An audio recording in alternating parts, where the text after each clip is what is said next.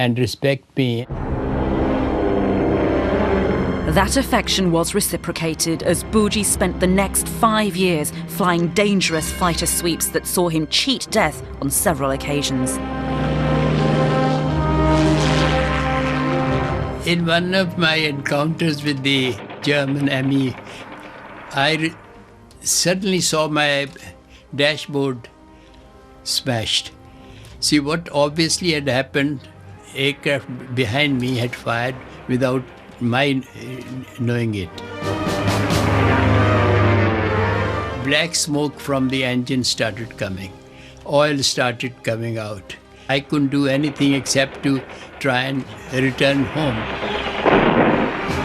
At about 8,000 feet, I thought I wouldn't make it.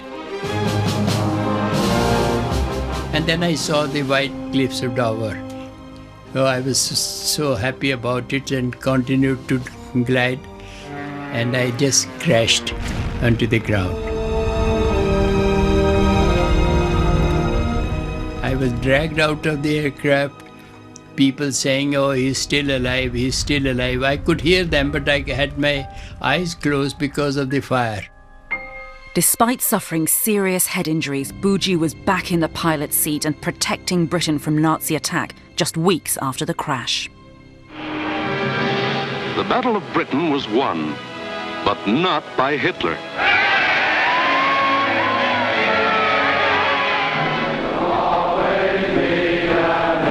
Pujji survived being shot down 3 more times, and by the end of the war he'd risen to squadron leader and was awarded the Distinguished Flying Cross Medal for his heroics in the air. Without the Indian Army, Italy would have been very difficult.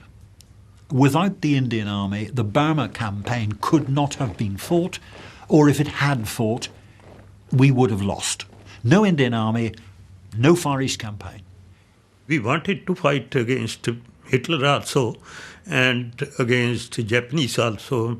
And because we heard stories at that time in schools also, our teachers was telling us that these Japanese are like this, Germans are barbaric. Yes, and so we were actually against them because we wanted democracy or human rights.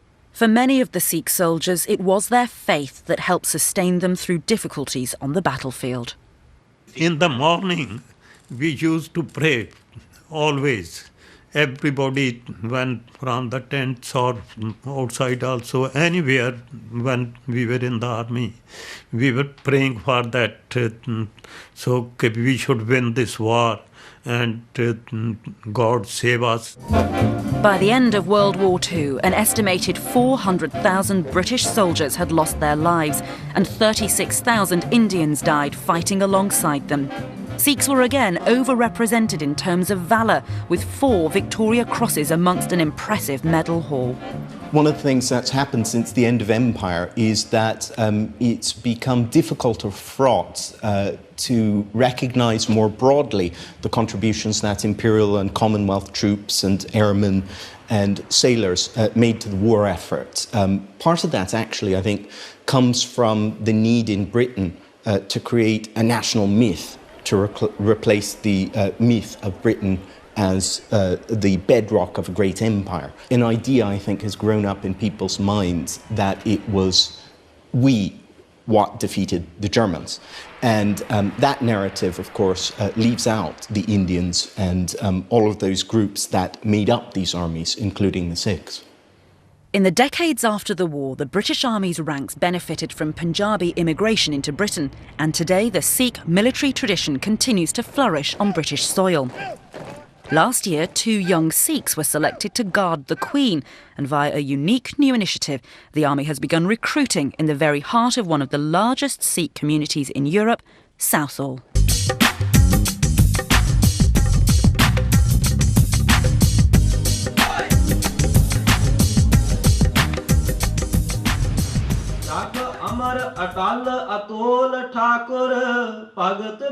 The Gurdwara project, a collaboration between the British Army and Southall Sikh Temple, has already led to a number of young Sikhs signing up for the armed forces. Morning, gentlemen. My name's Warrant Officer Steve Mack. We're just here to give you information about different trades in the Army. That's fine. We've come into the community to show the Sikh community what jobs we have on offer. So hopefully it would inspire them to join the British Army.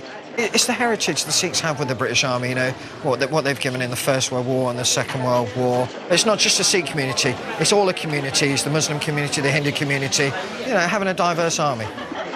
There's Sikhs fighting in every conflict that's going on at the moment. Me and my brother, we served together in Afghanistan, and my mum was a bit worried, but end of the day, she'd been a Sikh and Sikh mum, and she was really proud of us, like that we are doing something for the country. We would like to thank the Army.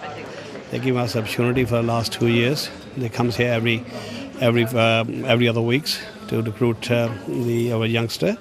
So we always encourage the youngster to join the Army, because I know it, my background is from the Army as well. The Sikh tradition with the British Army goes back a long way, and you know, we live in Great Britain, therefore you know, we are proud to represent in the forces.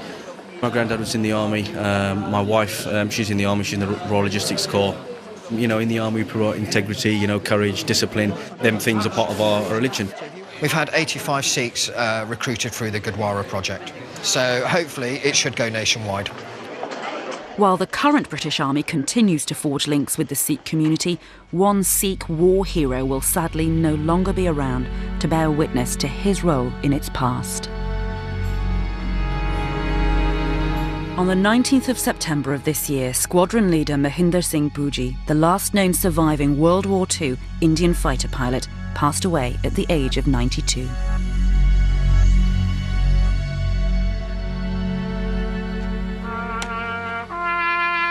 Just 1 week later, at the Shatri Monument in Sussex, a new memorial was unveiled listing the names of each of the Indian soldiers who were cremated there during the First World War. My lords, honoured guests, ladies and gentlemen, welcome to the inauguration of the Patcham Down Indian Forces Cremation Memorial. We can finally acknowledge these soldiers by name.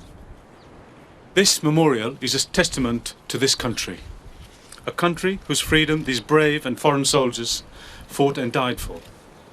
It tells us that even after all those years, we as a nation have not forgotten them. In honour of his grandfather, the late Subedar Manta Singh, who is cremated here and whose name appears on this memorial, Jamal Singh Johar.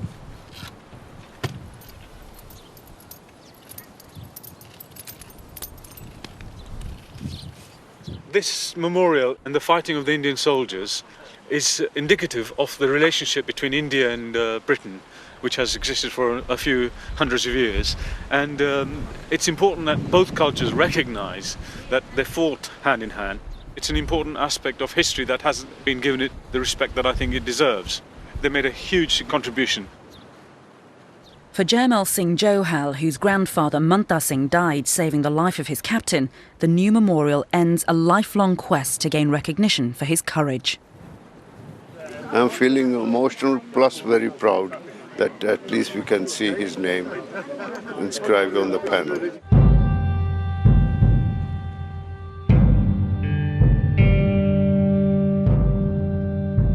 A lot of these soldiers and airmen are very rapidly passing away now, and the few that are left are very old now.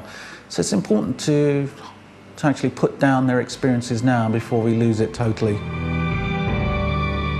I always get very grumpy when I see the Sikh running the corner shop who is not treated with respect, because his father, and certainly his grandfather, fought for this nation. And if he's not the grandson of a soldier, he's certainly the nephew of one. These are fighting people. These are people who have contributed to our history and what we've done. Treat them with respect.